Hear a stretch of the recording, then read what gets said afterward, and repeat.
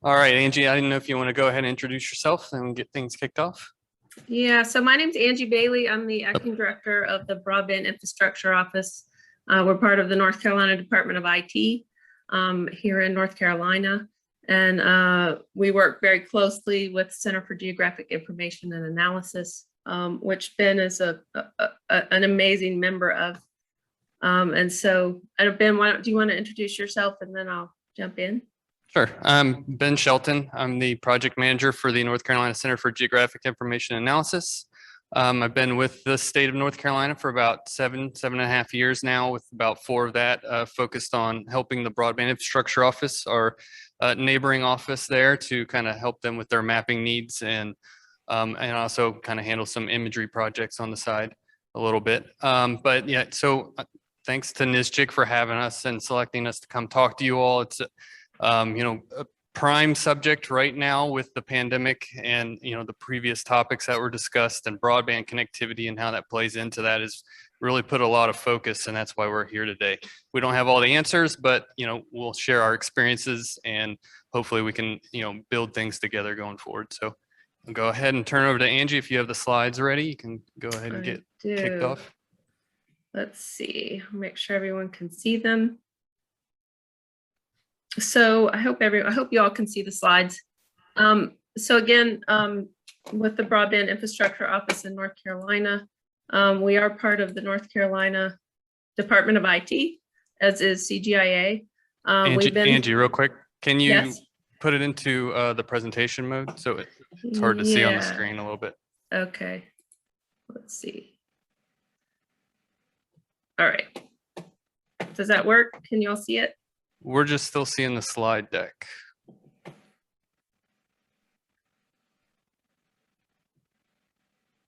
All right, let me try one more time.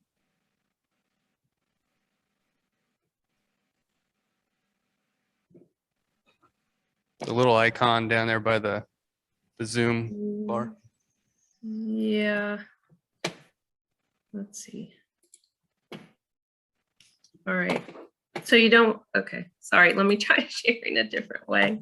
Oh, you might be sharing the application and not your screen. That might be it.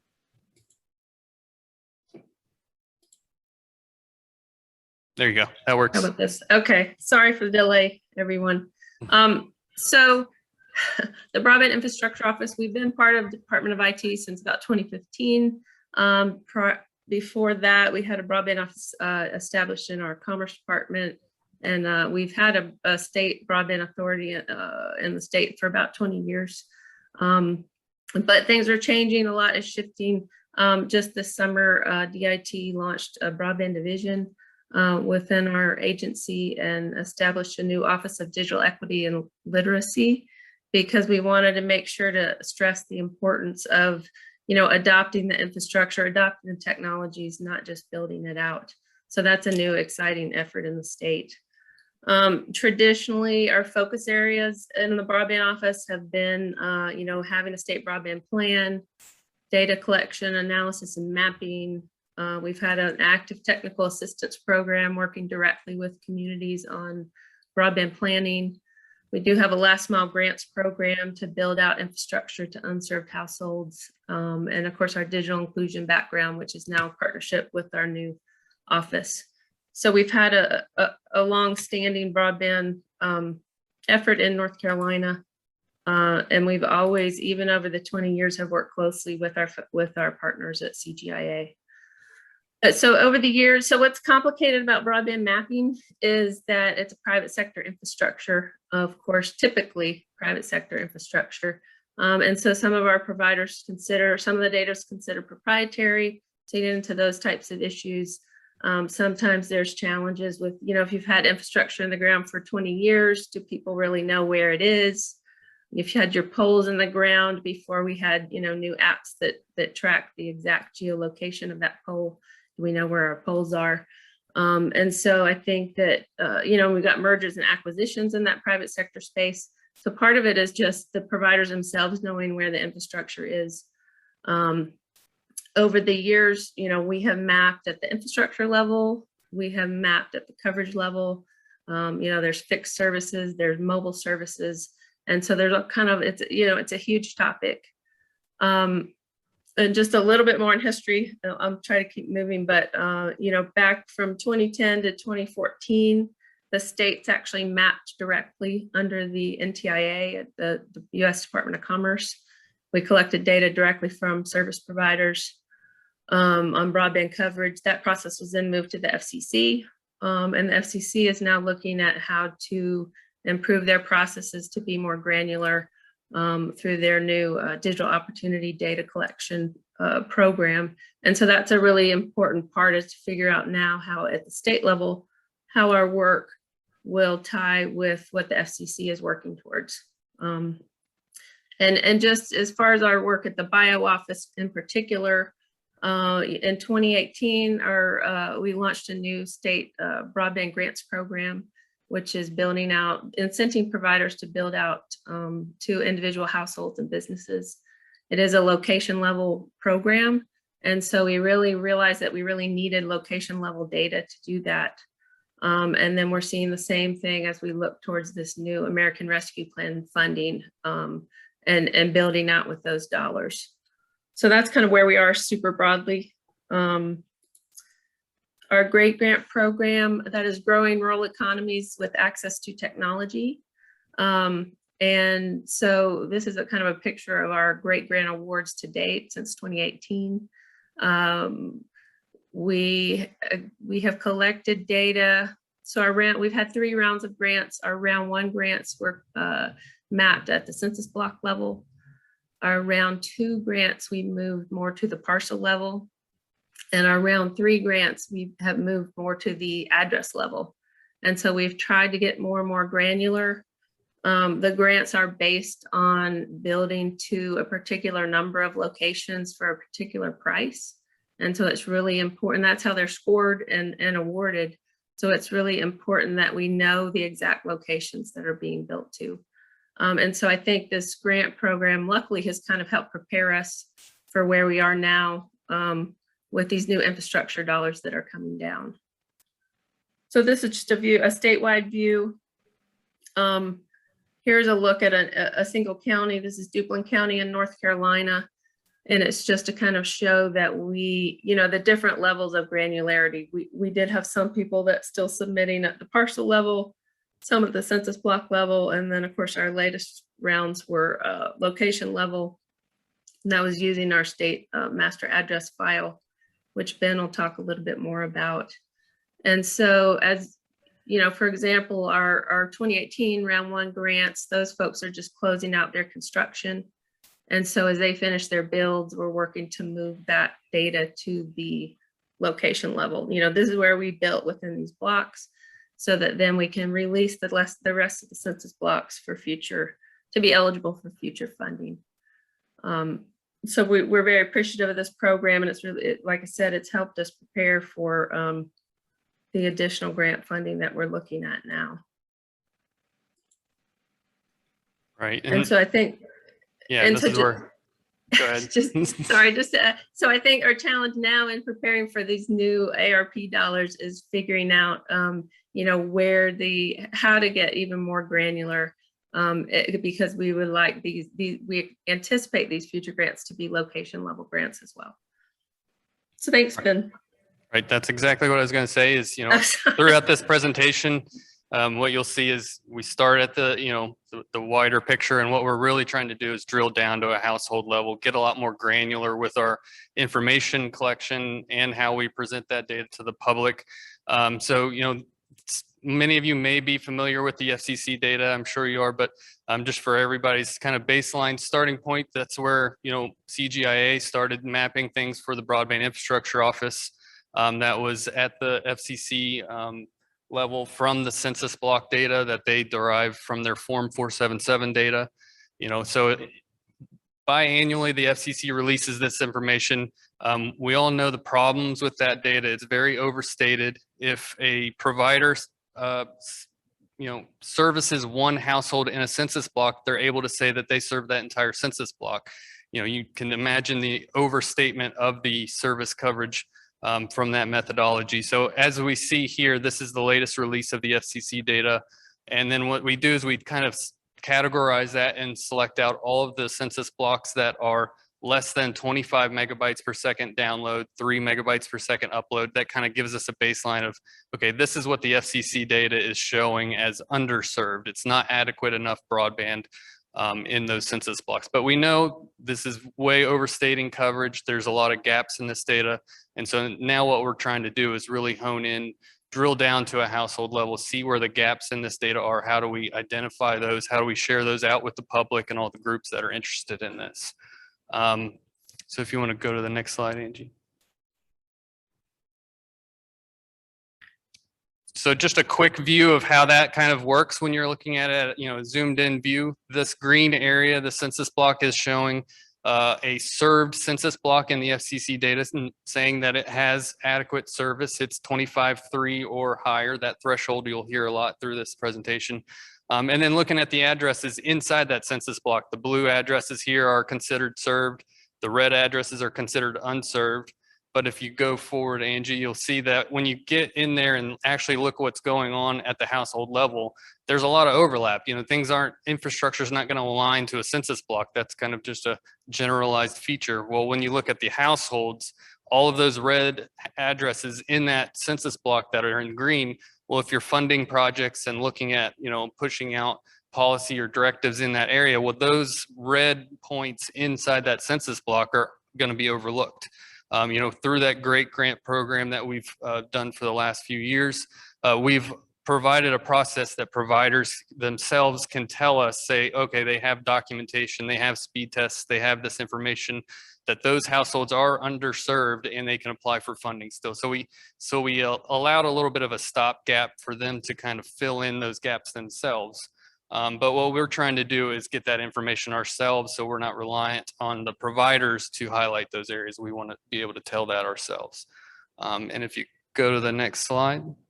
The main way we're doing that is we've worked with the Friday Institute out of NC State University. They put together this broadband community survey. It collects a lot of information.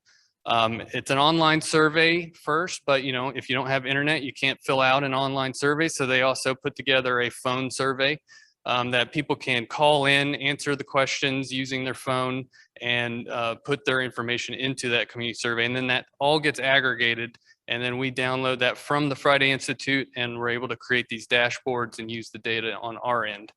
So this dashboard showing kind of the most recent status of our community surveys. Right now, it's probably closer to about 70,000 surveys since this screenshot was taken. But if you look at that map, it really easily, if you can see it on this screen here, that the blue dots there in that map are considered served at that 25.3 threshold. Everything that's not blue is either less than 25.3 with those orange and yellow dots, and then not served at all are the red dots, which there's quite a few of those on there. And you know, using that community survey, we're able to actually get on the ground information from the customers themselves, not relying on the broadband providers themselves to tell us what the service coverage is. And then we're able to kind of fill in the gaps between the FCC data collection and then what people on the ground are really telling us. So that kind of gives us a good starting point and collects a lot of information, not just about availability, but why are they not subscribing? If it is available and you're not subscribing, why not? Is it cost reasons? Is there other reasons? So then we can kind of get that adoption piece as well and some of the digital equity pieces and not just the infrastructure. You want to go ahead, Angie? And then so using that data, we can take another look at this data. So the red census block in this map shows a less than 25.3 block in the FCC data. But then you see that neighborhood right in the middle, that's in the gap. So that's considered a served area, but that's over 250 households that would be overlooked if you're just reliant on the FCC. And then, so you see there's several surveys in that neighborhood saying that they lack service at all. And so by being able to direct people to our community surveys and where that gap is in the FCC data, we're at least trying to flesh things out at a location level. Go ahead, Angie. And then, so we just kind of, you know, wanted to take a quick look at, so the FCC is saying that if one household in a census block is served, then that whole census block is served. Well, let's do the inverse. If one community survey in that census block is saying there's not service, that whole census block is not served. Let's get that kind of picture and what's going on the ground. So that kind of gives us a range. So the overstated FCC numbers versus our understated coverage areas, because we know, there's probably service in some of those census blocks, but it kind of gives us an idea of, worst case scenario, how many households are really suffering from lack of internet, can't participate in all the economic opportunities, remote learning, telehealth, all of the different pieces that come along with having broadband in our society nowadays. So using that, you see that 450,000 number is actually growing as we get more community surveys, but at least that gives us kind of a high end of 10% or over 10% of households in North Carolina lack adequate broadband coverage based on what that threshold is. And so that kind of gives you a perspective of kind of how much overstatement is going on when using that census block perspective. All right. Thanks, Angie. Go ahead. And so, knowing all of that, and that's kind of our baseline where we're starting at, we're, gearing up for more great rounds. Of course, the American Rescue Plan funds are coming down to the state level. The General Assembly is kind of working on legislation that's going to help us define the eligible areas for where that funding can go through our GREAT program and through other local programs like the Completing Access to Broadband CAB program that county and local governments can apply for funding. But to do that, we want to start by creating an eligible locations layer, and that kind of gives us a starting point to start fleshing out some of this information at a location-based approach. But we still start with the FCC data. Working with our partners in South Carolina, we kind of came up and garnered this. I won't say stole, but we co-opted this approach that allowed us to, for every census block in the state, look at the FCC data and then kind of do a block summary. What's the best technology available in that census block? And then categorize those technologies based on the actual technical speeds that they are capable of serving, not reliant on what the providers are reporting the speeds to be, because that may be overstated as well. So we're looking at the technologies themselves. And so looking at that, we have a script that kind of goes through every census block, kind of categorize them based on the different technologies are there, and then categorizes that into a speed tier, which creates the map on the right. If you go to the next slide, Angie. This is a glimpse of that kind of starting point. This is our starting point going forward, where these American Rescue Plan funds can go. In this map, the green areas are considered served based on that FCC data. And then we overlay all of the other information, like all of our past grant funding, the federal funds coming from that Rural Digital Opportunity Fund, the awards that were just announced earlier this year. But if you look at that map, you can really tell that that RDOF area, if we're not allowed to fund where the federal government is already funding, that kind of limits our ability to fund anything, because there's not much left over after that. So what we really focus on this map, and how this kind of highlights that, if we're taking out the RDOF, that's what the legislation currently that's going through the General Assembly is going to highlight. Then we need to find those other areas. We need to find the overstated areas, those pockets that are still lacking service, but just aren't represented on this map. So the orange and red areas in this map are what's remaining that we're able to fund through the GREAT grant program. Go ahead, Angie. So this is our kind of current approach of how we approach the GREAT grant funding and the applicants to that program. So we put this online map together. We put our address point data into this map, and we required the providers who wanted to get funding through the program to select the points in this map, export the locations that they want to serve, and provide that in their application as a CSV file. And then like the last round of GREAT grant funding, we had about $30 million. We got 70 applications. It's, about half of my time and one other person that's mapping all this stuff. So we want to efficiently map the applications without spending a lot of time QCing different geocoding, different address formatting and things like that. So if they're using our data and pulling it from our map and providing it in their application, we can quickly and easily put it back on the map for Angie and her team to easily assess each application, where those locations are. And then they do a whole weighting and scoring that kind of ranks the applications for funding. And there's also a protest process that's allowed in the Great Grant program. And so using this same map, a applicant or can post their stuff on here, and another provider can come and say, well, no, we've already served this. This is the documentation. This is why we're protesting this application. And since they use the same data, it's apples to apples. You just quickly pull that CSV file in, and easily on this map, you can say, okay, these locations are being disqualified, but these locations remain. And that way it takes all the guesswork out of things. We don't have to kind of worry about how their addresses are formatted, how our geocoding are working, what geocoding you're using. All of that is kind of taken out using that statewide address data set. Go ahead, Angie. And so this kind of comes full circle to, this is where we're going. The industry has a term called the serviceable location fabric. It is a newer approach that kind of combines these three statewide GIS data sets, addresses, building footprints, parcels, to come up with a consistent location layer that shows all of these serviceable locations. So not like chicken coops or outbuildings and things like that, but actual homes and businesses and industry that need broadband coverage. To start with that, we need really good statewide GIS data sets for these three pieces. So that's where our focus has kind of really been going.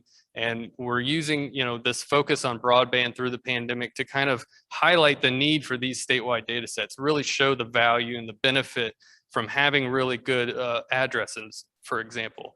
We're looking at leveraging our Next Gen 911 effort. It's pretty close to being completed in all 100 counties. Probably by the end of next month, we'll have addresses coming out of that program. So we'll have a new maintainable current up-to-date address data set, which is key.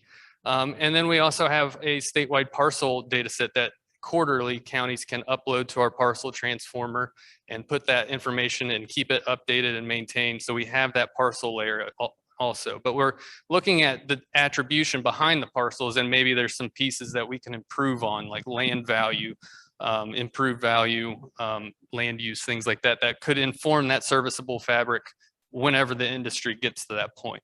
I'm not saying if we will create that serviceable location fabric, but at least we'll have the building blocks for whoever needs to build that.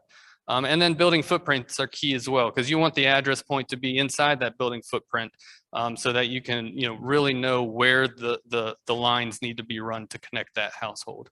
And our Department of Public Safety, Emergency Management, they have a building footprint layer. It's just about getting it updated and keeping it updated. Well, we have an imagery program. Why not leverage that imagery program and continue to update that from those images every cycle? So if we're maintaining those three data sets going forward, then we can maintain kind of an address data model that then tracks grant funding at each location, or it tracks what the FCC data is showing as service versus what speed tests like Ookla and other providers can show it as being service. And those kind of attributes can be tracked at a household level or a business level, and then we can kind of maintain that tracking going forward.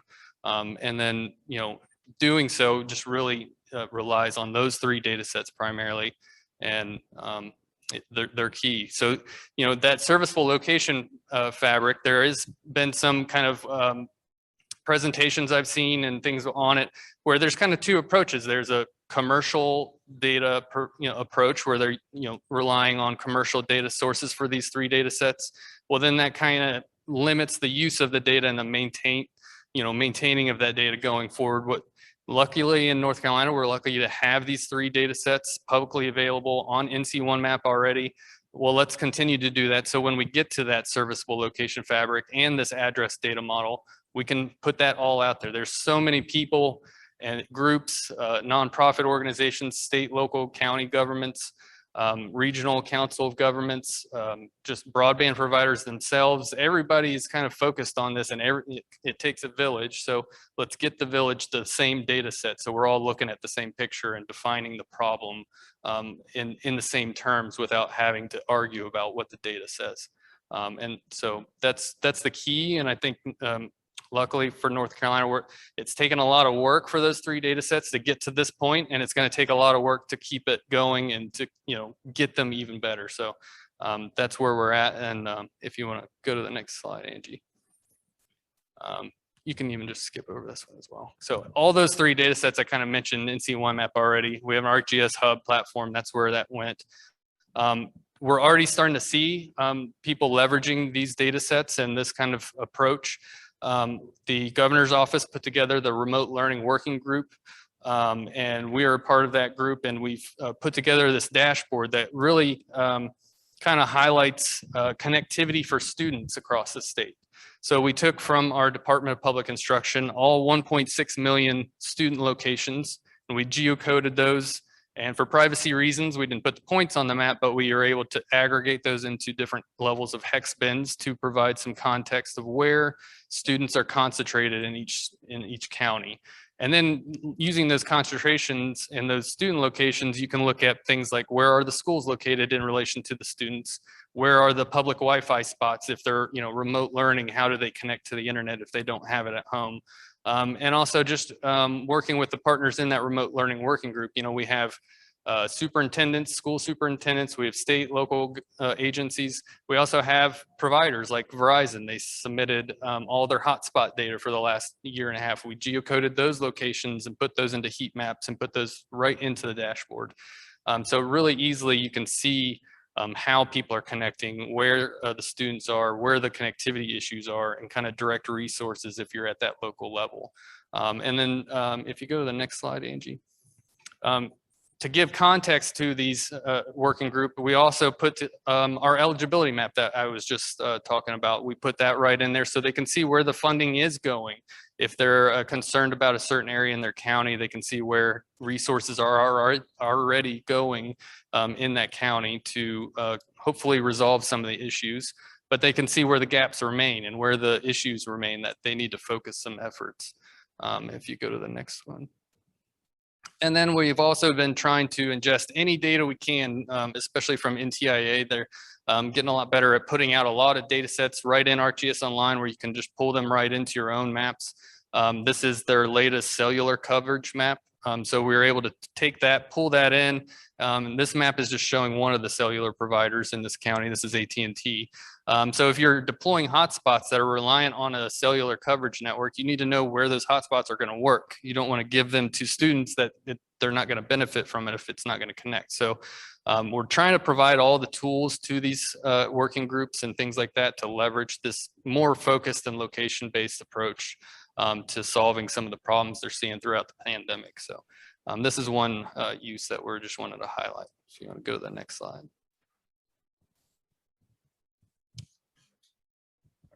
Yeah, so thank you, Ben. And again, CGIA has been an amazing partner, a critical partner for us in the broadband office. Where we are right now in North Carolina, we're waiting for our state budget to pass. Depending on what version passes, we're anticipating just over $1 billion in broadband funding.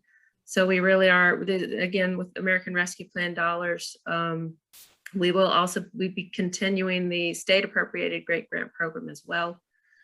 So, continuing our look at defining eligible locations is really critical. We are still waiting on the U.S. Treasury, the final U.S. Treasury guidance on the state and local funds that they have out related to speeds and technologies. So we understand that should be coming out soon. As Ben mentioned, we can't invest in areas that already have broadband deployments being funded through other federal dollars. So that has to be folded into the equation and into the maps. We also have some local folks using dollars for broadband investments. So that has to be folded into the maps and the eligible or ineligible areas. So on the one hand, we feel we have done a lot in North Carolina to prepare, but we feel there's obviously still a lot to do when you're talking about this magnitude of programming. We're also, as Ben mentioned, just continuing to look at, we do use the Form 477 data as a foundational level, but how do we get to our partially served blocks and what the real story is there? If anyone would be interested in, we'd be happy to provide more information about our NC Broadband community surveys and how that process has worked. It does have the speed test. And there's also a particular button that asks respondents to say whether they're subscribed to the highest level. So really trying to get to what's actually available at these folks that are reporting a lack of service. And then we do have a process in our grant programs to allow for additional data to be submitted with applications. And so that's something we're trying to refine before we open up our new application windows. So, and again, it's been mentioned, so I think just to kind of summarize, you know, the serviceable location fabric is a really important piece. And I think for everyone probably at the NSGIC conference, that's something that I think you all could help with. To be honest, I don't think that a lot of people understand what that means. A lot of people outside of the mapping world, you know, why does that matter? Why is that important for a state? So I think that any help that you all can give with speaking to your policymakers and lawmakers about why it's so important to have those types of that type of data in your state is really helpful and useful. You know, we will keep tracking what the FCC is doing and how they will move forward with their new data collection process. We also partner closely with the NTIA. They do a lot around broadband mapping and have been a huge partner over the years. So we'll continue to track what they're doing, and then working on our own serviceable location fabric in North Carolina, starting with our next gen 911 addresses, as been mentioned. What we have used in past years was a master address file that we funded years back through our funding. So it's updating and moving to 911 addresses instead is where we are. So yeah.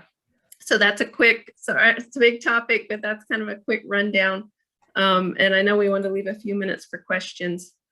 So my contact information is here, and Ben's. And Ben, do you have anything else, or should we turn it over to questions? I think we have about 9 minutes or so for questions, if anybody has anything. Okay.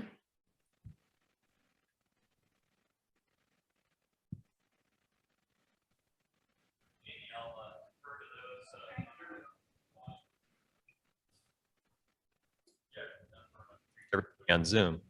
So Jamie, I'll defer to those who might be in the chat that you're keeping track of first for questions or comments. Yeah, Frank, I think the first thing to say is that we are recording these sessions and they will be available via the NSGIC Learning link. So wanted to share that with everyone. And let's see here. I am not seeing any questions in the chat for our speakers after their great presentation.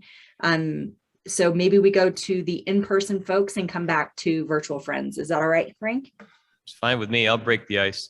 In my mind, I categorize unserved really in two categories. Those who live in an area where the broadband providers have not provided service, and those who live in an area where there is broadband, but a disadvantaged community, say the school kids in that community get further disadvantaged because of the lack of affordability.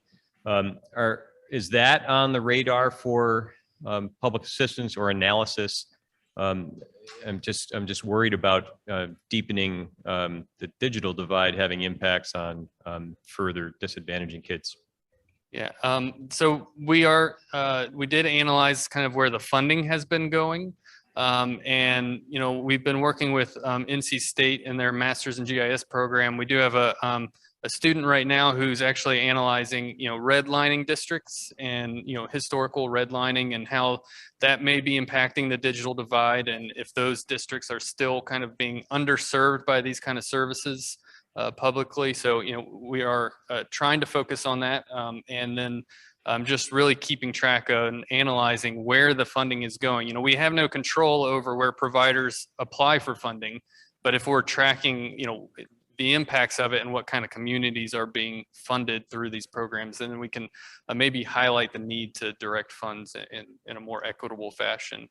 I don't know, Angie, did you have anything to add? Well, just to add, yeah, we do have a set of kind of maps and data around adoption and who's adopting and where. A lot of that comes from the American Community Survey. We also have a set of broadband indices on our website at ncbroadband.gov that kind of digs into the correlation between availability and adoption. So that is something that we are looking at heavily. You know, we're pushing hard on the emergency broadband benefit program in North Carolina that our providers will offer that, additional information on how that program is available and to who. Of course, that's the subsidy program that's coming out of the FCC right now, and tracking closely on what would be available in the infrastructure bill if that gets passed. There's a lot of funding geared towards digital inclusion and some subsidy affordability programs. So yeah, and I'm sorry, we should have included a bit on that in this presentation. Yeah, we were kind of pressed for time. I do have that in that remote learning working group dashboard as well. We have those indices and on adoption, and that incorporates a lot of the American Community Survey data on, device adoption and things like that. And then we've also included, just for perspective in that remote learning working group, the CDC Social Vulnerability Index layer that's published by the CDC on ArcGIS Online. And that kind of uses some of the same variables and factors to kind of highlight some communities in need. So we've put that out there to try to just give some context behind maybe some of the connectivity issues. That's great. And let's continue this discussion and get that chat continuing on the community, the conference community. So thank you very much. No apologies needed. Thanks. So go ahead, Neil.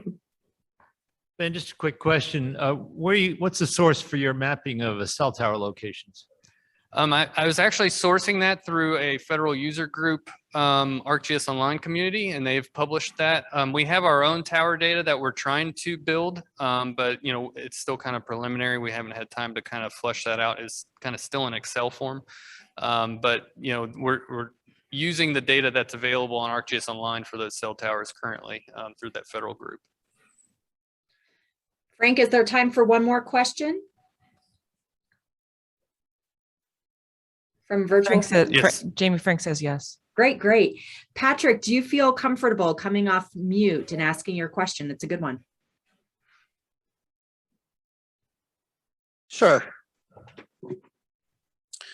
So my question is basically, we're running into problems of in our grant program of reconciling RDOF, ACAM, other federal funding, Reconnect program, that sort of thing. And it seems like this data is really in poor shape, trying to reconcile what actually the programs are, who is actually funded, which stage of that funding they may be at, whether that's short form or long form. And especially we don't have $1 billion we're going to throw out, but I would say we have several $100 million that we're going to put towards broadband in Iowa with the ARP funding. And some of those reporting requirements are going to, or that distribution of that money is excluding those programs that have maybe already received federal money. And that's going to be really difficult unless we have good sources of data. And the stuff that's at least published from FCC is not real great. Do you know if they have any other sources? Are they going to get that data in better shape based on federal reporting requirements? Some of the data that, and how do we put pressure on that? We've gotten some really good data from the USAC site where the providers actually have to upload location information, which has been really helpful. But have you had any conversations about how do we reconcile this, or how do we put pressure on FCC and USDA to get better information out there? Yeah, we have not, but I think that's a huge issue, right? It's that, I get with FCC that RDOF data is just now they're still negotiating those projects, and that will continue to change. And the USDA Reconnect, those, it's continually changing, right, as those projects evolve. So I don't know the answer, but we do collect data directly from providers as well on upcoming projects, potential builds in the next 18 months as part of our legislation. But I don't know that, ideally we could get it directly from the agencies on a regular basis. So I don't know the answer, but it's a good point and a good question. Great, thanks.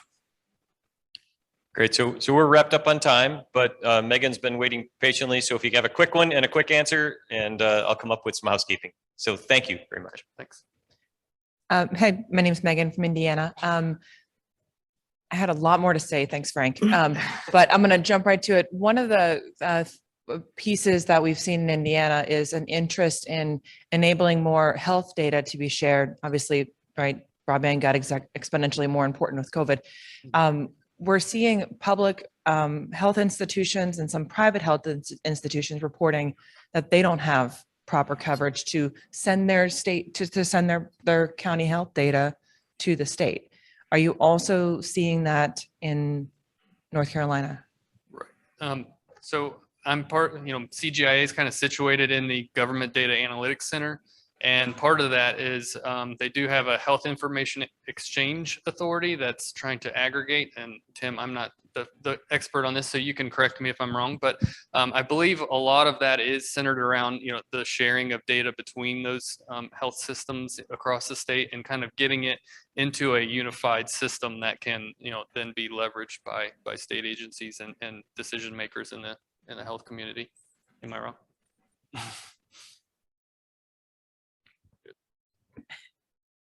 But yeah, I would direct you to talk to Tim. Thank you.